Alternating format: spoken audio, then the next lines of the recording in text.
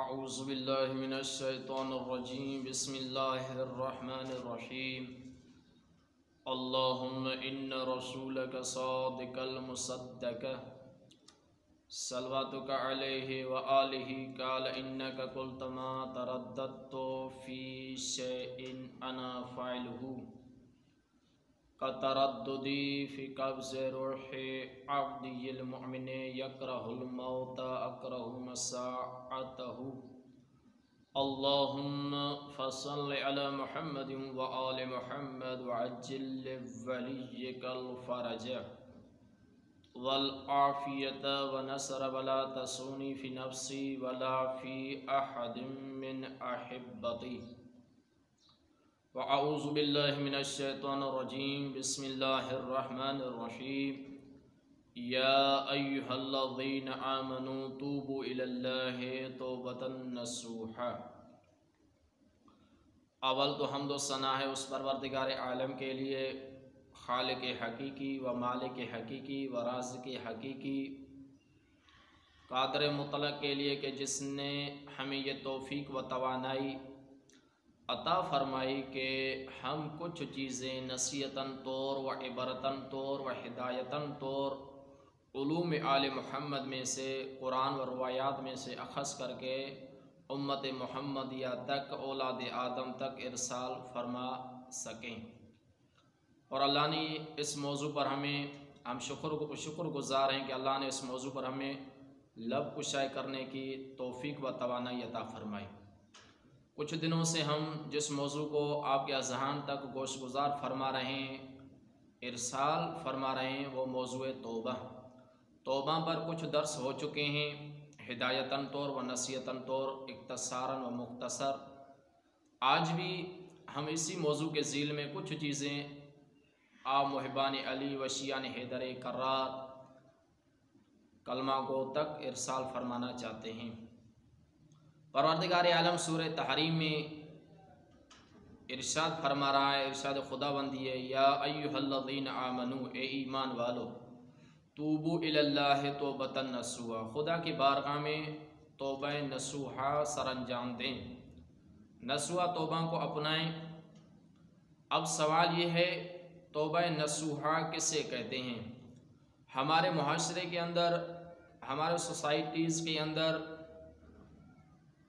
کچھ لوگ ایسے ہیں کہ ان کی توبہ اس طرح ہوتی ہے، اس طرح توبہ کرتے ہیں کہ گویا وہ کسی پانی پر یا کسی ریت پر گھر بنا رہے ہوتے ہیں۔ جیسے پانی پر گھر کا بنانا ناممکن ہے، ریت پر گھر بنانا ناممکن ہے، یا دوسرا ایسا کوئی درخت ہو جو بغیر پھل کے ہو، تو اس بندے کی توبہ کا مثال اس طرح ہے جو توبہ خالص نہیں کرتا، جو نصوح کے زمرے میں نہیں آتا۔ یعنی وہ توبہ جیسے ہمارے معاشرے میں ہوتی ہے، جیسے جب کسی اولاد آدم سے گناہ سرزد ہو جاتا ہے، نافرمانی الہی ہوتی ہے، معصیت الہی ہوتی ہے، تو وہ ایک کام سر انجام دیتا ہے۔ وہ کون سا کام کرتا ہے؟ وہ کام انجام دیتا ہے، وہ توبہ اپناتا ہے جس توبہ کا نہ قرآن مجید میں پروردگار عالم نے ذکر فرمایا ہے، نہ روایات و حدیث میں اس توبہ کا تذکرہ آیا ہے۔ وہ کون سی توبہ ہے؟ جب اولاد آدم سے کوئی خطا ہو جاتی ہے، نافرمانی الہی ہو جاتی ہے، تو وہ ایک کام کرتے ہیں، وہ کیا ہے؟ خطا کے بعد جو توبہ کرتے ہیں وہ اپنے ہاتھ کو اٹھا کر ناک اور کان پر لے کر آتے ہیں۔ یہ توبہ یقیناً ناقابل قبول اور تردد توبہ ہے، یہ خدا کی بارگاہ میں ناقابل قبول توبہ ہے۔ اس توبہ کا کوئی بھی روایات سے، فرامین ائمہ معصومین علیہ السلام سے کسی بھی قسم کا کوئی کانسیپٹ نہیں ہے۔ اور توبہ کس طرح کرنی چاہیے؟ خالص توبہ کا خداوند متعال نے قرآن مجید میں ذکر فرمایا، اگر اس طرح کی ہم توبہ کریں گے، گناہ کے بعد ہم ہاتھ کو اٹھا کر ناک اور کان پر لے کر آئیں گے، تو یہ توبہ ہمیں مزید مشکلات سے دوچار کر دے گی، مزید ہمیں اندھیری کی طرف لے کر جائے گی، مزید ہمیں مشکلات کا ہمیں سامنا کرنا پڑے گا۔ اگر ہم خالص توبہ کریں، اگر مخلص بن کر توبہ کریں، جیسے ایک بہترین واقعہ، مدبرانہ واقعہ، متفکرانہ واقعہ اور نصیحتاً و عبرتاً شدہ ایک واقعہ ہے۔ قوم بنی اسرائیل میں ایک عابد تھا جس کا نام نصوح ہے۔ نسو کب بنا؟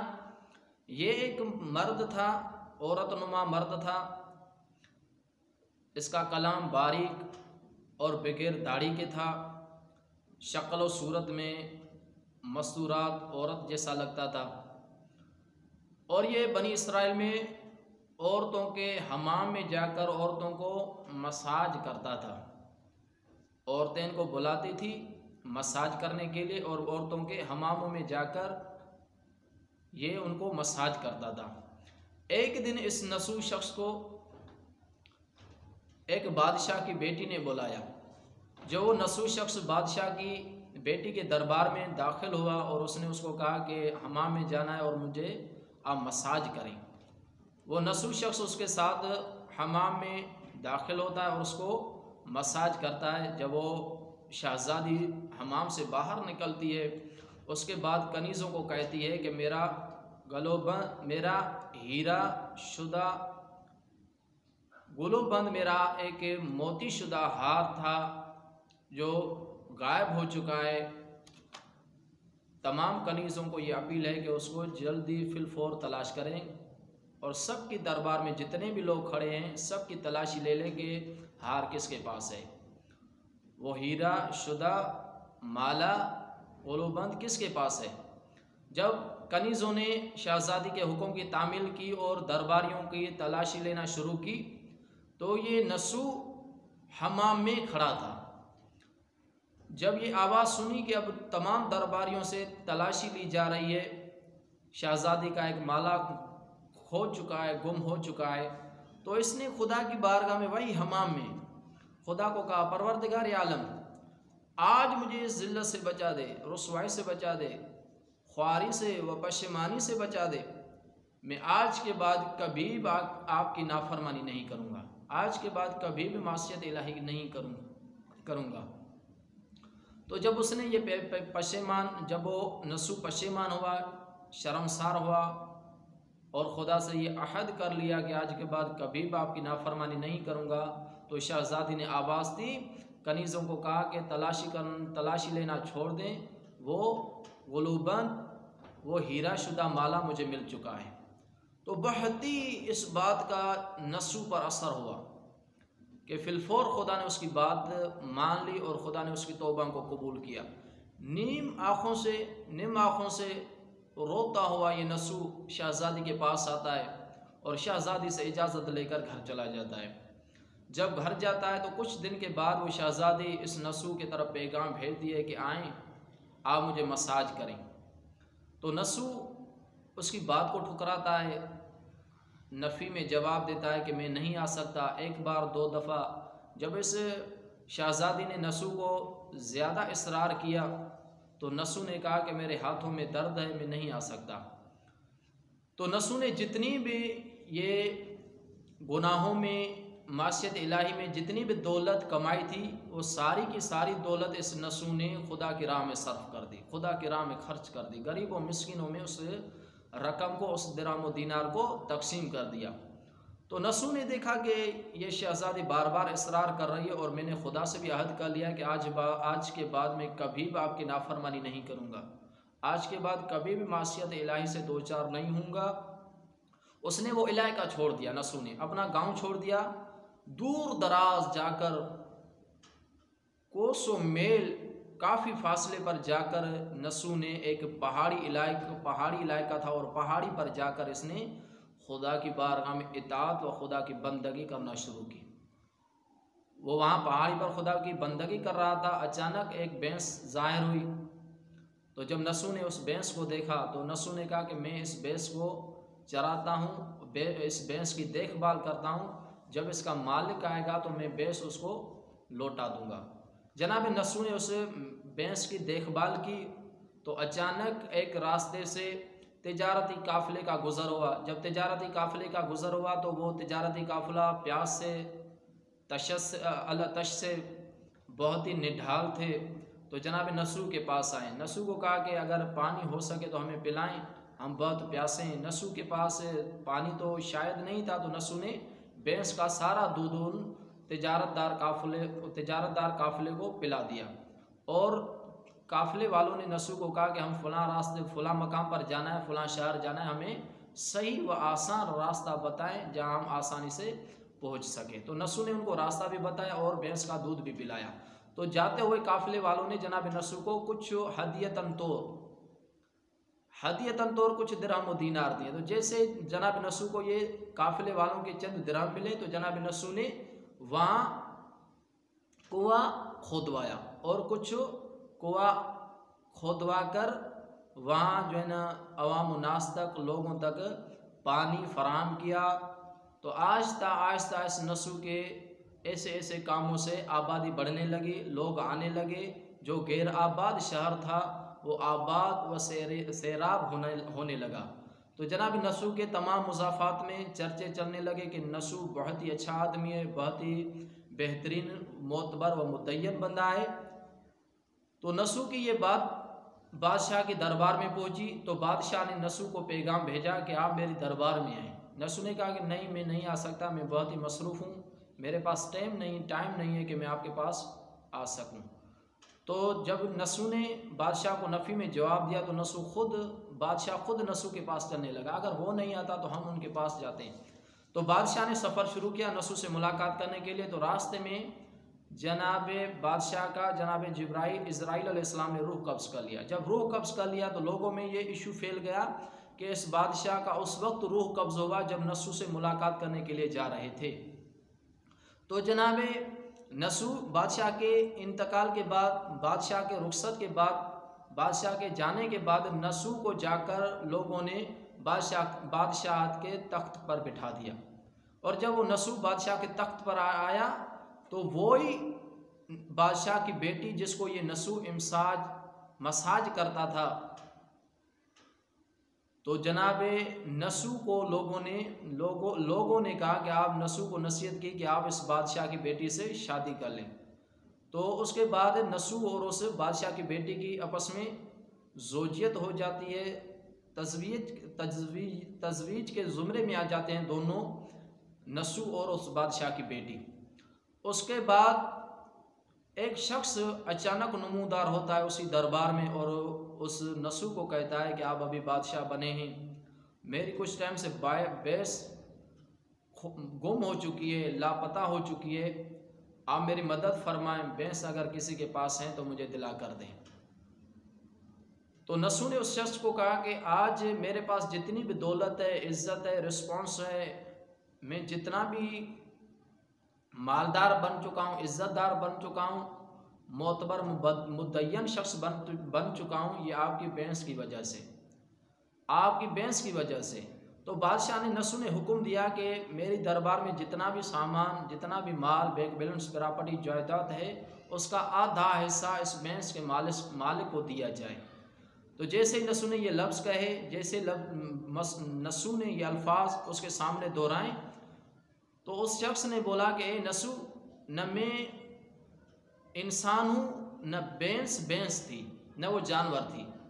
तो नसू ने कहा तो फिर क्या है? उस शख्स ने कहा कि मैं अल्लाह का फ़रिश्ता हूँ और जो भैंस थी वो भी अल्लाह का एक फ़रिश्ता था। हम आपको इम्तिहान लेने के लिए खुदा ने हमें भेजा कि जाओ नसू से इम्तिहान ले लें कि वाकई नसू ने खालिसतन व मुखलसाना तौबा इख्तियार किए या इसमें खुलूस अभी तक दाखिल नहीं हुआ है। तो जनाब नसू को मलाइका मुकर्रबीन ने जब ये कहा कि हम खुदा के फरिश्ते हैं और आपके इम्तिहान लेने आए हैं और आप इम्तिहान में कामयाब हो चुके, तो देखिए जब नसू ने, ये बनी इसराइल का एक बदकिरदार आबिद था, बदकिरदार शख्स था, बार बार गुनाह करता था, गुनाह के बाद ये पशेमान होता था, शर्मसार होता था, गुनाहों पर गिड़गिड़ाता था, फिर दोबारा वही काम करता था। इसने ये खालिस तौबा की। जब इसने देखेंगे खालिस तौबा की नसू ने, तो अल्लाह ने कितना इम्तियाज़ दिया, कितना मकाम दिया, कितनी रिस्पॉन्स दी, कितनी फजीलत दी नसू को। नसू को कौन सी फजीलत से खुदावंद मुताल ने नवाजा? एक तो ये एक गलत कारी पर, गलत कामों पर गुजर सफ़र करता था, रिज़्क गलत तरीक़ों से रिज़्क कमाता था। खुदा ने इसको इतना मकाम दिया कि उस बादशाहियत के दर्जे पर पहुंचा दिया कि जिस दरबार में और लोग भी आकर इनसे कुछ रिज़्क ले लें और कुछ हासिल करके चले जाएं। एक तो इसको बादशाह बना दिया دوسرا مقام جو اس خالص توبہ کی طرح توبہ کی وجہ سے خداوند متعال نے اس کو عطا کیا، اس بادشاہ کی بیٹی سے اس کی تزویج کا ہونا، زوجیت میں اس کی بادشاہ کی بیٹی کا آنا۔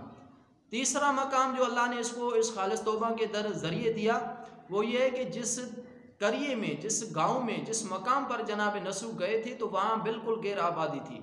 نسو کے آنے کے بعد وہ شہر آباد ہو گیا۔ خدا نے خالص توبہ کی وجہ سے غیر آباد کو بھی، غیر آباد شہر کو بھی آباد کر دیا۔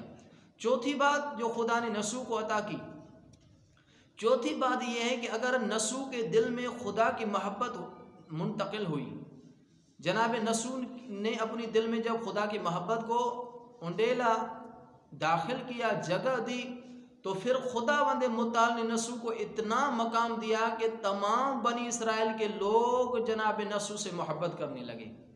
جناب نسو کی تمام لوگوں میں خداوند متعال نے محبت منتقل کر دی، محبت داخل کر دی کہ نسو جیسا کوئی شخص نہیں ہے۔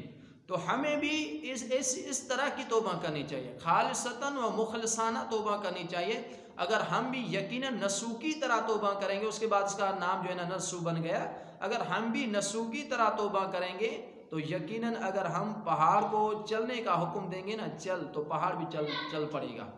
اگر ہم کسی زمین پر ٹھوکر لگائیں گے تو زمین سے بھی زمین سے موتی و ہیرے ظاہر ہوں گے۔ اگر ہم مردے پر کچھ پڑیں گے تو مردہ بھی اٹھ کھڑا ہوگا۔ تو دیکھیں جب ایک بندہ یقین پورا مکمل، پورا ڈھانچہ، پورا جسم، پوری جان خدا کے حوالے کر دیتا ہے تو پھر خدا بھی اس کا ہو جاتا ہے۔ پھر جب وہ بندہ اپنے جسم پر، اپنی زندگی پر خدا کے حکم کو مقدم رکھتا ہے، خدا کے حکم کو نافذ کرتا ہے، تو پھر پروردگار عالم بھی اس کو وہی امتیاز و مقامات عطا فرماتا ہے۔ وما علینا الا البلاغ المبین۔